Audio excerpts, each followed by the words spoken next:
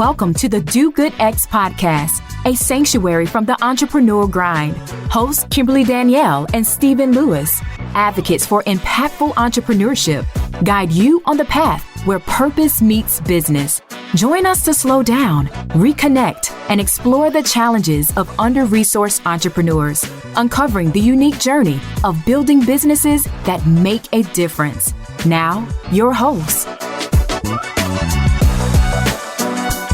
Welcome, everyone, to the Do Good X podcast. My name is Kimberly Danielle, and I am a community builder, a communication strategist, and a coach who comes from generations of faith-driven leaders and entrepreneurs who believe that our purpose should drive us to contribute to the common good.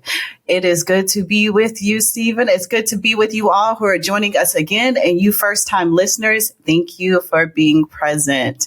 And Stephen, why don't you go ahead and introduce yourself and share who we have the pleasure of chatting with in this episode. Yes, Kimberly, it's good to be with you. I am a catalyst for positive change in communities and business. For over 2 decades, I've inspired leaders and entrepreneurs to live and work on purpose with intention, faith, and a commitment to their well-being. And I am excited today, Kimberly, because we have with us Victor Koo. Victor focuses on inner purpose and social services and investing. In late 2016, Victor co-founded Tianren Culture, a next generation social platform that serves as a catalyst and enabler of social innovation with the mission to foster positive global values and lifestyle. Tianren's Culture core strategic focus is to promote one wisdom, one health by encouraging and enabling wisdom and service via contemplative practices and healthy lifestyles, especially for those with Eastern roots, believing that the physical, mental, and the emotional, spiritual health and well-being of humans are interconnected with the broader environment and ecosystem.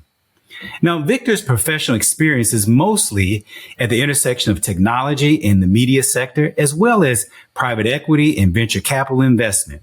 In 2005, he founded Hai Holdings, which incubated Yoku in 2006.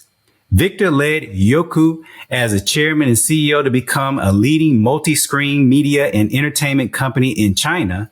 And Yoku was listed on the New York Stock Exchange in 2010 and in 2016 and completed its privatization and merged with Alibaba Entertainment.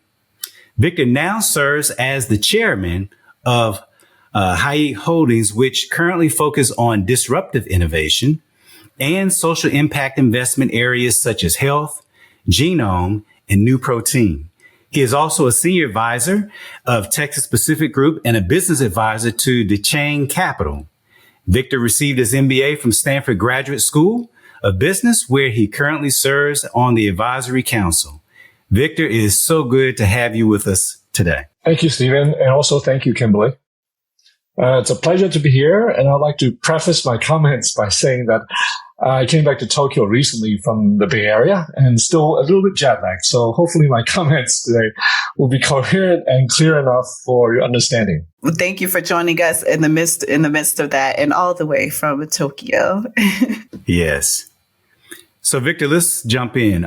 You previously shared on a podcast about your earlier business experience in tech, media, finance, and how you shifted to a focus on health and wellness and consciousness.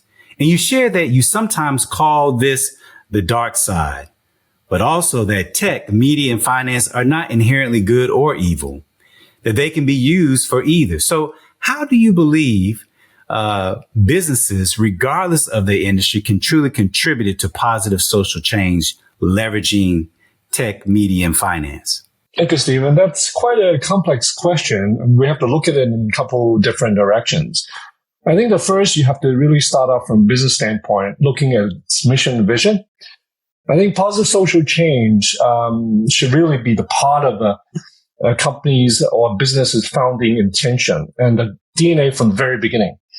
Like you said, the last startup I was involved in the private sector is an online video platform that distributes and produces content The mission our team decided on is sharing joy, wisdom, and heart.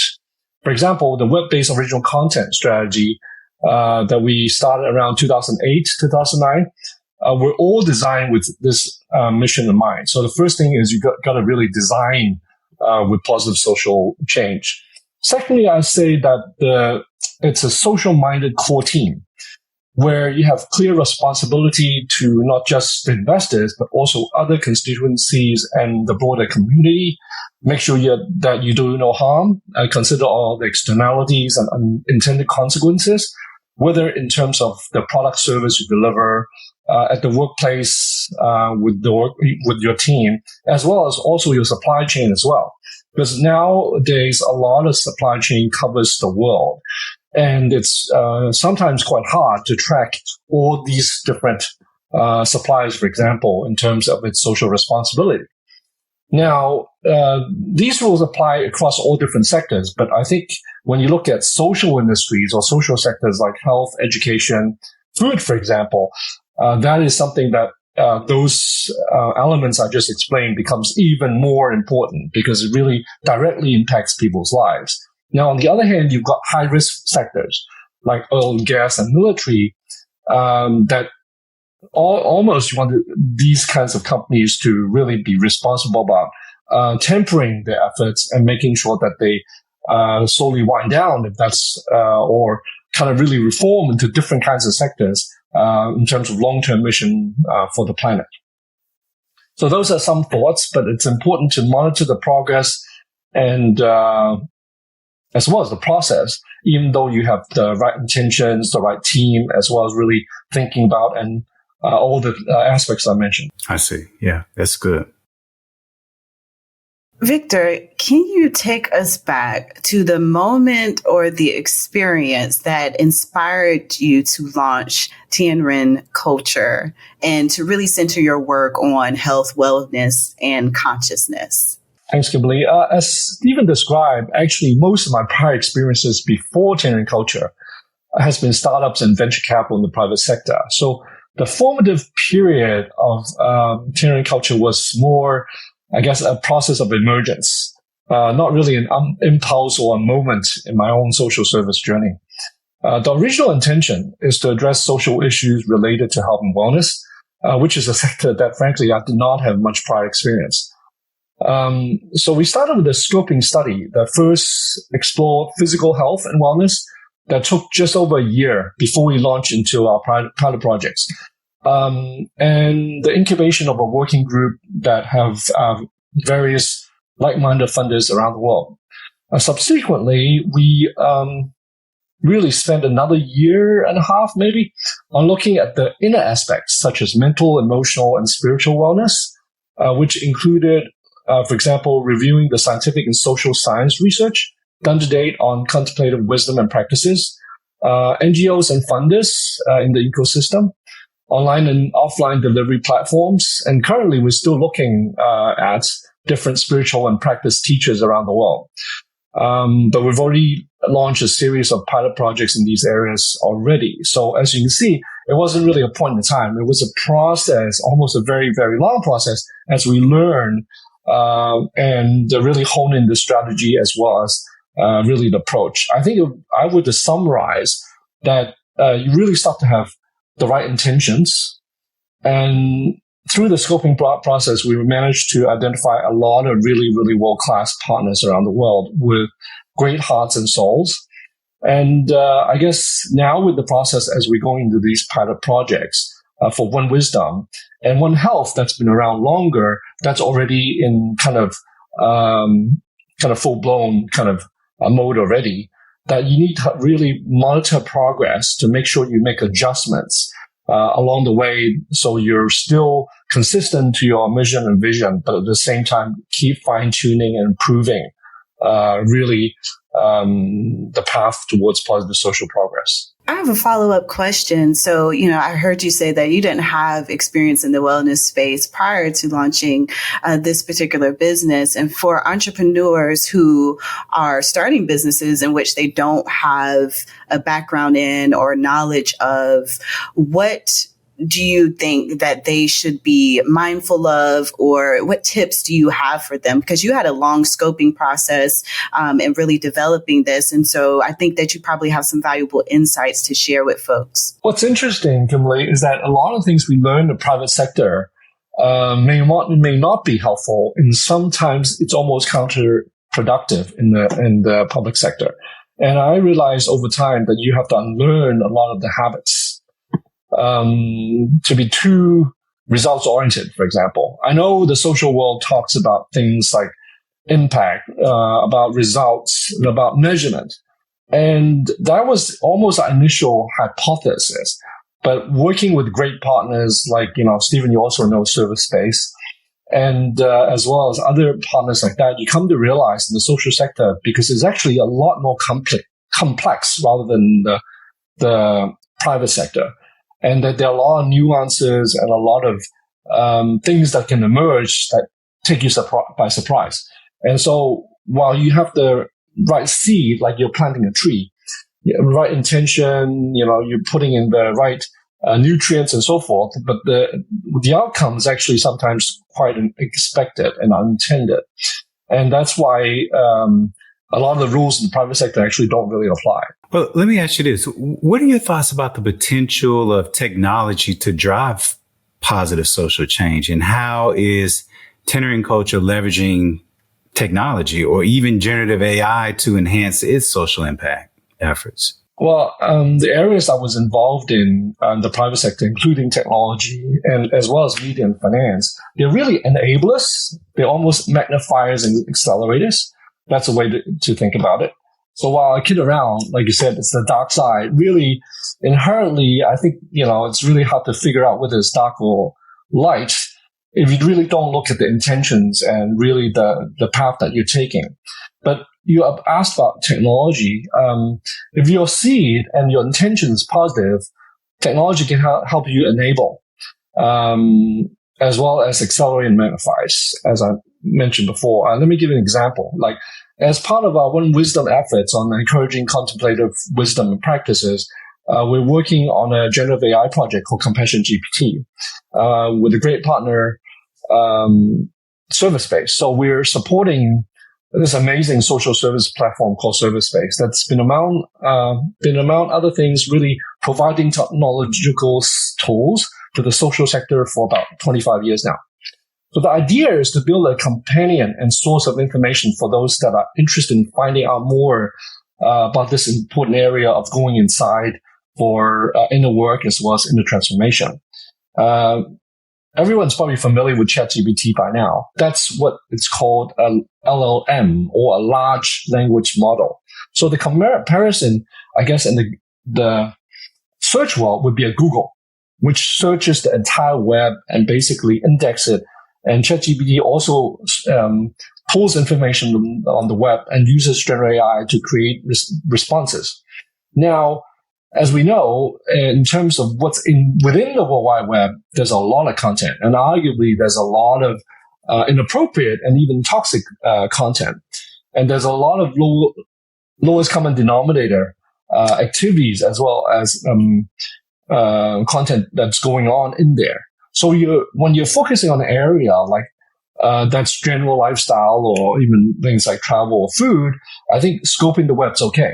But when you're looking at kind of wisdom and practices, you really need what we call SLM, which is a small language model, where less is more, where you actually have a pure land or safe garden of wisdom holders that provide these information, whether it's in video, audio format, or picture or text format, that is of high quality, as well as really screen out all the toxic material.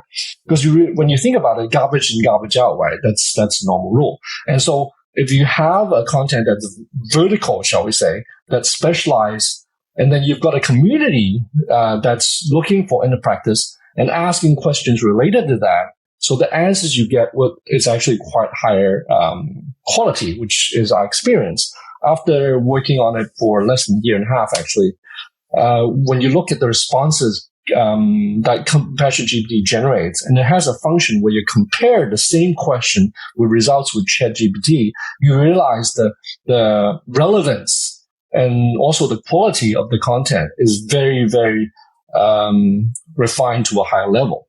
So that's where technology, especially really careful design up in the very beginning, can actually build a very strong foundation for these kinds of positive social change. So you mentioned service-based and your work there. We had the pleasure of talking also with Nipun in an earlier episode. So for you listeners, if that sparked some interest around service-based and what they are up to and this compassion, approaching AI and these tools from a compassionate standpoint, do check out that episode. And Victor, you also mentioned in your response the strategic focus of Tianren Culture around one wisdom and one health. And so I'm curious to hear more about what that means, and if you can provide an example of how you all approach this through your efforts and its impact. Sure, Kimberly. So Tianren Culture is aiming to address worldwide wellness in a holistic way. So with one wisdom, and it's really focused on contemplative wisdom and practices, really addressing the inner aspects, such as mental, emotional, and even spiritual wellness. And one health, which works on diet and food system change, addresses physical health, as what we put inside our body is shown to be the leading root cause of the key acute and chronic diseases, as well as the major leading causes of death, actually. In other words, one wisdom addresses the mind, heart, and spirit, whereas one health addresses the body, which is interconnected with the inner aspects of ourselves as well. So as an example, you asked, for wisdom, we support scientific and social science research on contemplative wisdom and practices with leading universities like Stanford, Berkeley, and so forth. And then communicating the key insights and findings from areas of research like breath work or like nature-based contemplative practices, because these are areas that we've, through our scoping study, found out there has not been a lot of scientific research and communication, unlike areas like mindfulness or Vipassana, for example, which has a lot more. We also help communities to discover and navigate wisdom practice and service teachings, as well as find teachers, for example, through Compassion GPT, as well as all the wisdom holders and partners on the content side that we work with. To cite another example, is actually an interfaith platform called Buddha as a Gas Pump, which is a very interesting name. While it's Buddha, actually it's an interfaith. It covers all different kinds of religion and have both wisdom teachers of different faiths, as well as scientific research, as well as practitioners that have actually had remarkable experience through their spiritual journey. And because there's it's been going on for about 15 plus years with over 700 interviews and all kinds of these knowledgeable people providing 2 to 3 hour long video interviews, as well as in many cases they provide the content of the teachings as well. You can imagine how rich that library is, and combine that with Compassion GPT backend technology and the product interface it has really artfully put together. It really becomes a very lively platform where people can ask questions. And in the future, even like-minded people can potentially connect to build communities around their different practices and wisdom beliefs. And besides that, the last area that we're really working on is offering online as well as offline workshops. And we've decided, because it's a very high-touch thing to set up these workshops. So we really focus on social change makers. And so we're working with networks around the world, like Senegos, as well as Garrison Institute, as well as Conscious Food System Alliance, and the multiple of these social change networks for funders as well as NGO leaders who face this very complex social change environment and often have a lot of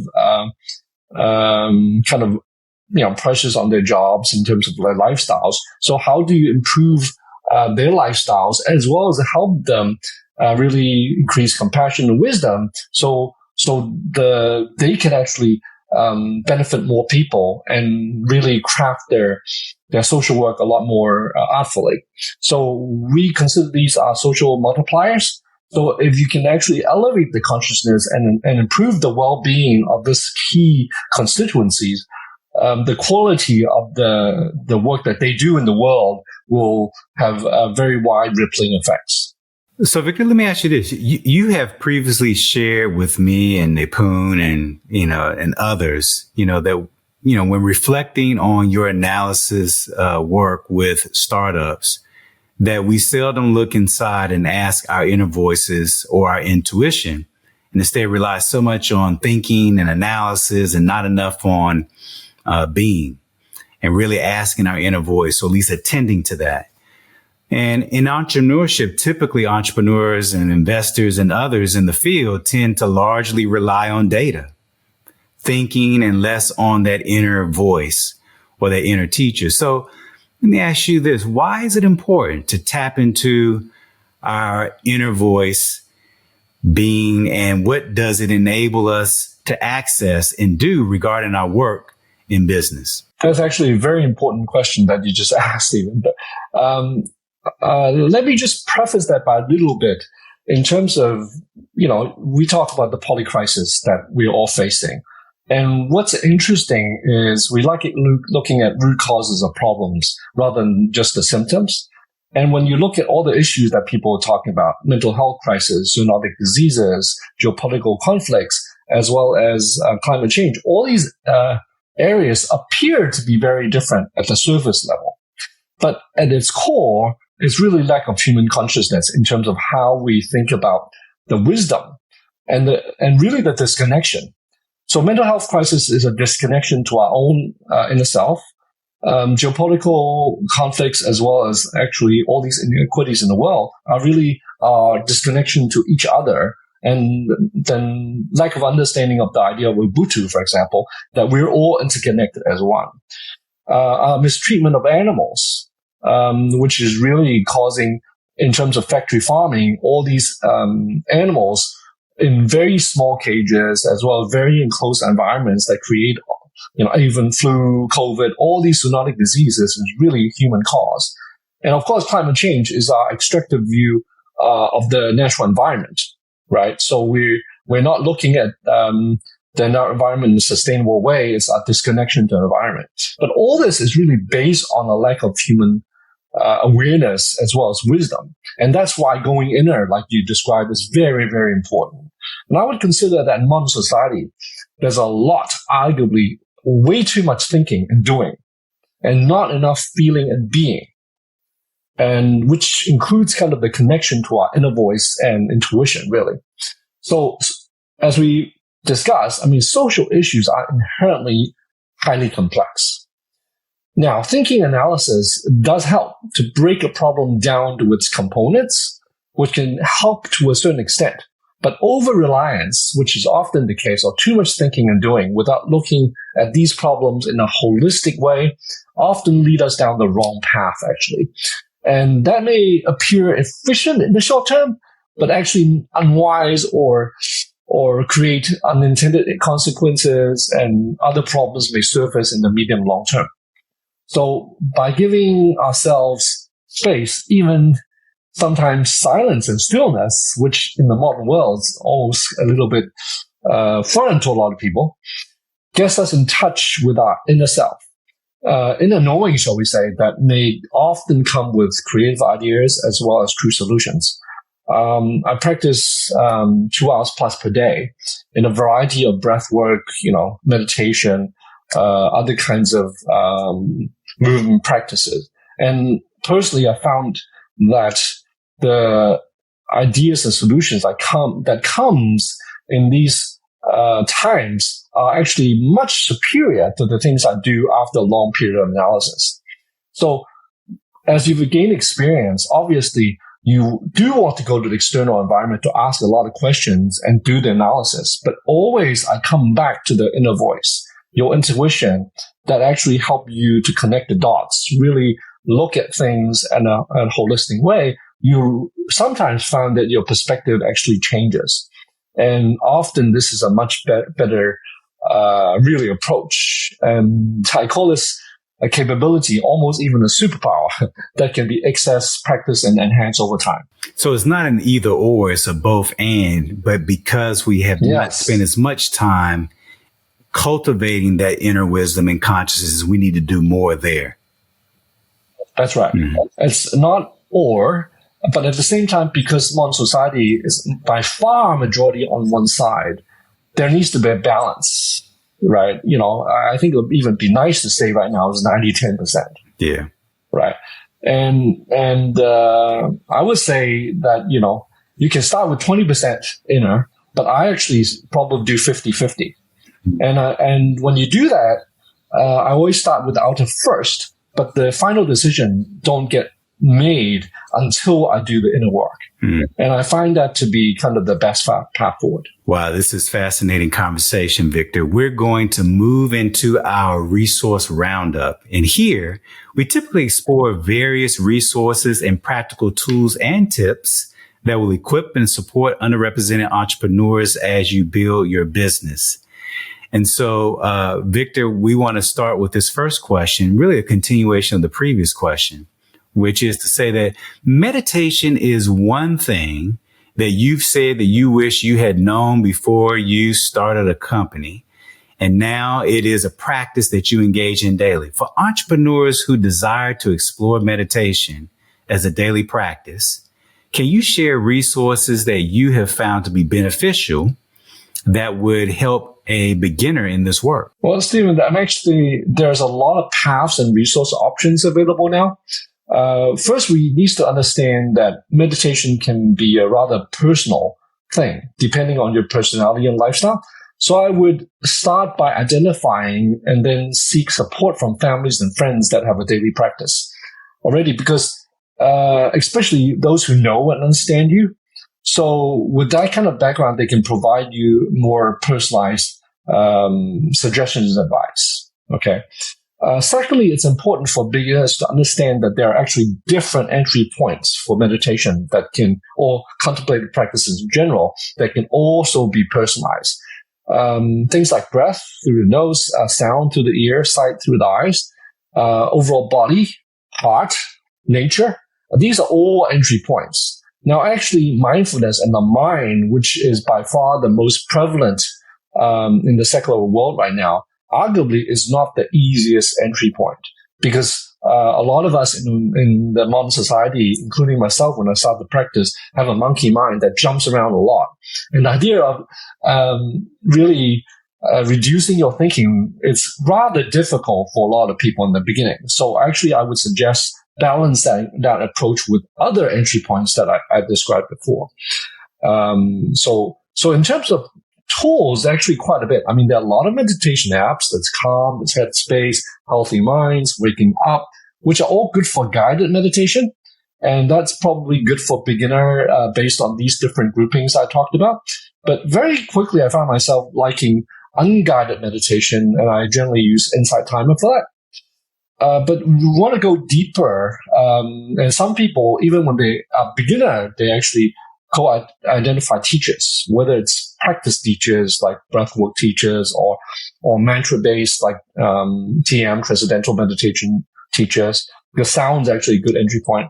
And then some others, because of their own spiritual practice, spiritual teachers, which really combines contemplative practices with wisdom, which actually sometimes go hand in hand. And there are also retreat centers. There are 10-day Vipassana retreats, as well as retreat centers like Spirit Rock in the West Coast, Garrison Institute in the East Coast, and other parts of the world too. I mean, there are all kinds of different retreat centers that is always good sometimes to kind of deep dive in the early part of your journey. That's really instructive. And I love how you said to start off with really touching base or reaching out to people who we're connected to who practice meditation for insight, given that they know us and our personalities and our being really have implications for the type of meditation that might benefit us most. And I don't feel like I really hear that very often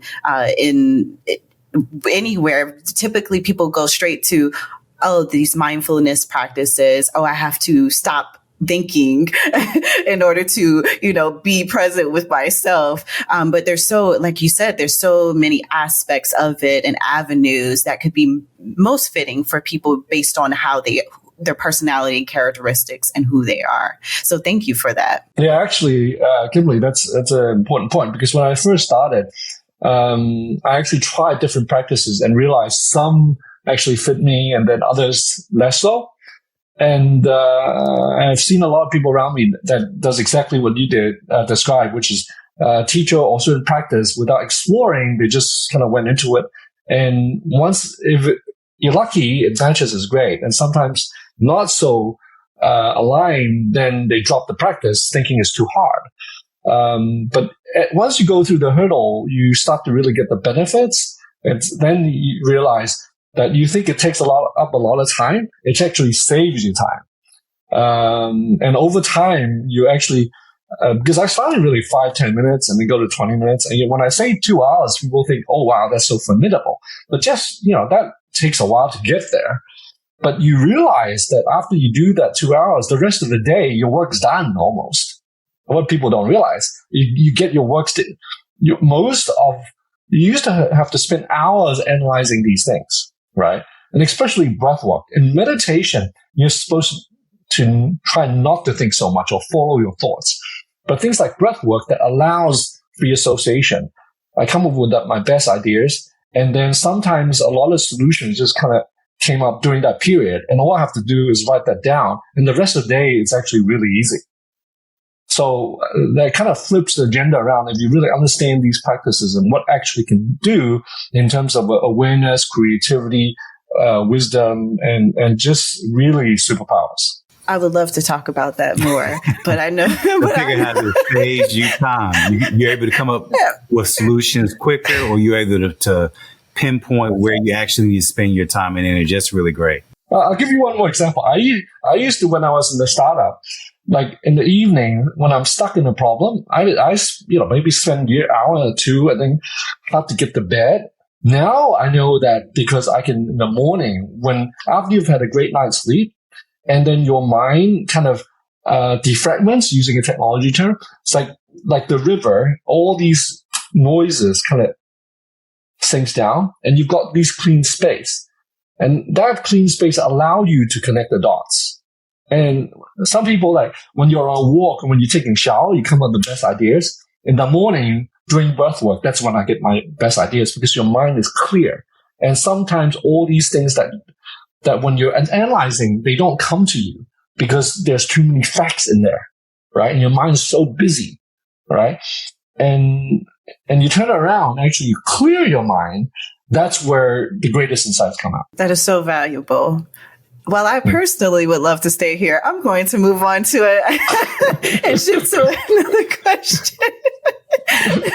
So earlier you talked about really how you approach social impact and some really kind of crucial things to be thinking about. So for social entrepreneurs who are starting their businesses, what are key elements that they should prioritize when really thinking about truly being impactful to our communities and our environment? I think a couple of things. Clear purpose and intentions, what social issue is being addressed, what people is this being addressed for. I think that's something that really needs to be well considered.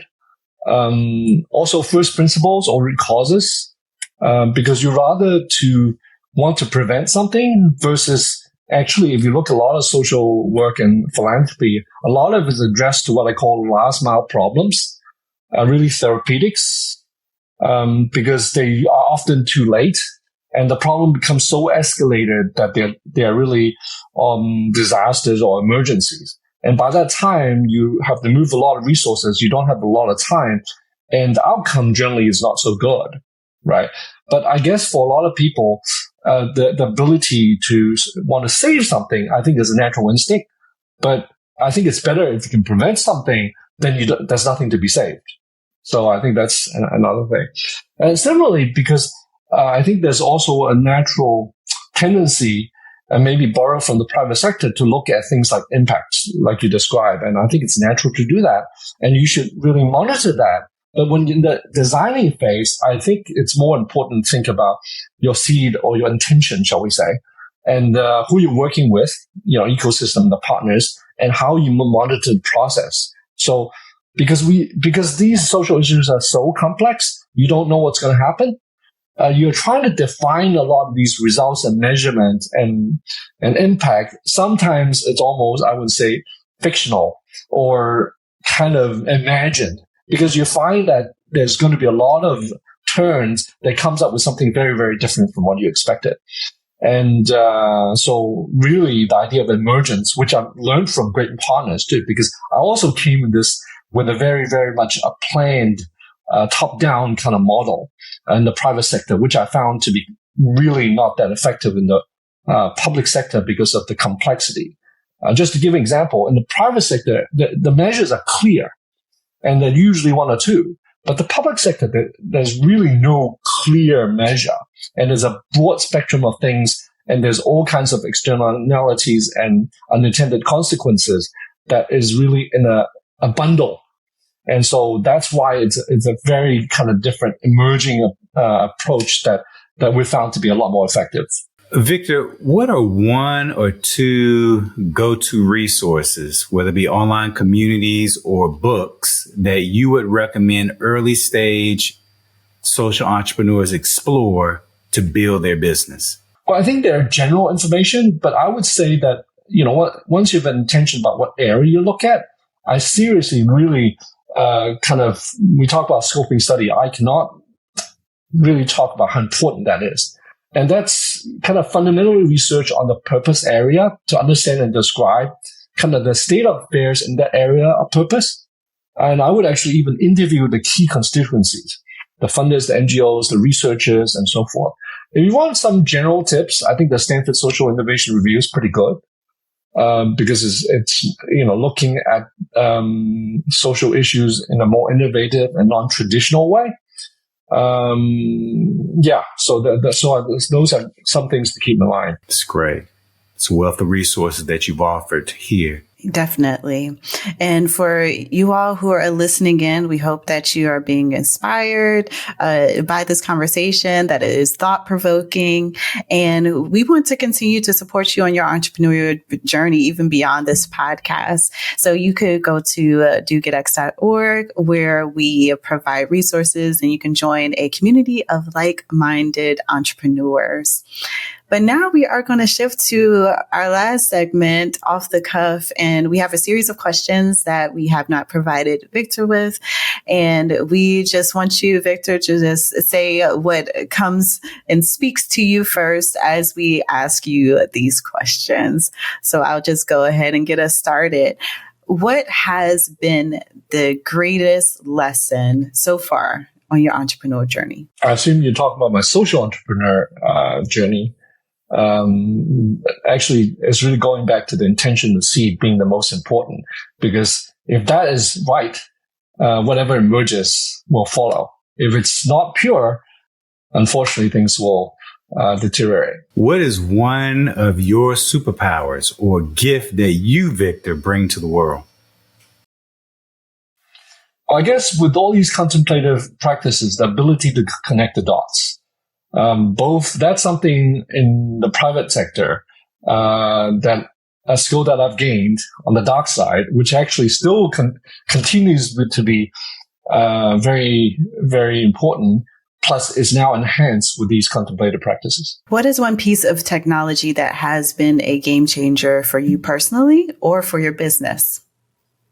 The technology of silence and stillness. How much of your success do you attribute to your faith or spirituality or practice versus your own grit, will, or hustle? I would say inner practices and the wisdom that derives. Complete the sentence. Because of my entrepreneurial endeavors, communities will be or are more able to be shared with joy, wisdom, and heart. Well, Victor, we'll have to leave it there. And I want to thank you so much for taking time out of your schedule to share deep wisdom and about the kinds of ways in which consciousness and contemplation and silence are important to the social entrepreneur on their journey for creating the social impact that they want to do in the world. So thank you.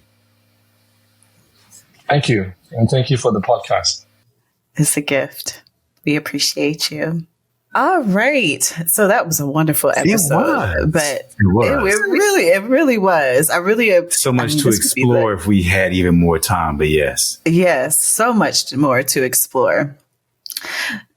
But you know what, Stephen, I want to ask you, maybe we'll explore that another time, but in this current moment, I want to hear from you. What do you hope to see happen in the field of entrepreneurship, especially social entrepreneurship, in the coming years? I mean, I think that's a good question to kind of dig into, especially after this conversation that we had with Victor. Yeah, it's a good question. I think what I would like to see is more people have the resources, the inner resources, as well as the external resources and support to really make the kind of impact that they want to have in their communities beyond just generating revenue.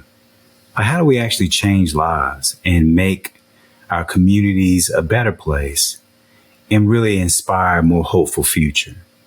And my hope is that, that social entrepreneurs are first line responders to the kind of tough social challenges and problems that our communities face, and that with the right kind of resources, inner and outer, that they can really make the kind of impact that make people's lives better, that improve our environment, that generate the types of resources to create the future that I think we all long for. And so I would love to see that. And I would think the other thing that I would say is that I would love to see more people engage in social entrepreneurship, and particularly first-time social entrepreneurs, underrepresented entrepreneurs. I would love to see more people of color to have access to the kind of resources, to have the kind of impact that they want to have in their communities and the communities that they're accountable to.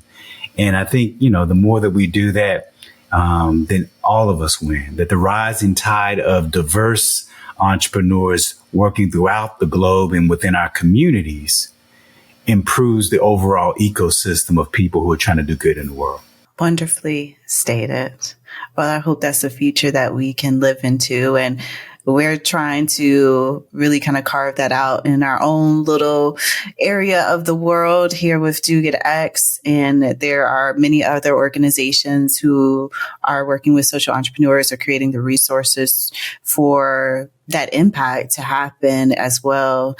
So if you are tuning in and you aspire to be a social entrepreneur, or you are early in the game, you know that your work is needed. That's right. Your work is necessary. If you're a supporter or an investor in the work of social impact, thank you for the ways in which you are supporting entrepreneurs and really to make our communities thrive and to make our environment sustainable for all of us.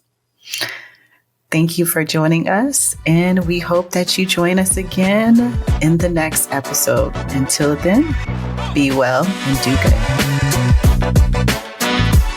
Thank you for listening to the Do Good X podcast. To continue the conversation or access our resources, visit www.dogoodx.org. Join us again for conversations that will nourish your soul, ignite your dreams, and empower you to build an impactful business, one intentional step at a time. Until then, keep striving, thriving, and doing good.